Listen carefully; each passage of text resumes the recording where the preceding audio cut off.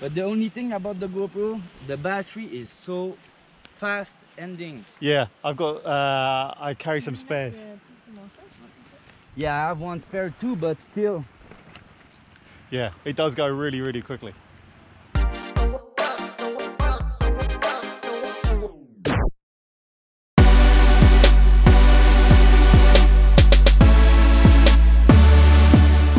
It's true, it is a bit of a pain the way that the GoPro Hero 7 Black chews through the battery, but my solution is that I bought 2 extra batteries and a dual charger, and also the GoPro Supercharger, which really does charge much quicker than any other solution that I found. And I've also got a battery charging bank as well, another GoPro one. You could pick another one, but they do the job for me and I can highly recommend them.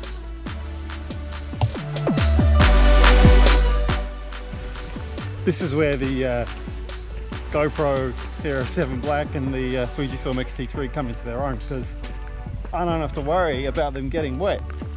Well, I guess the 18-55 lens is not technically weatherproof, but I'll take a risk, and I've got it facing down, so everybody else has put their cameras away.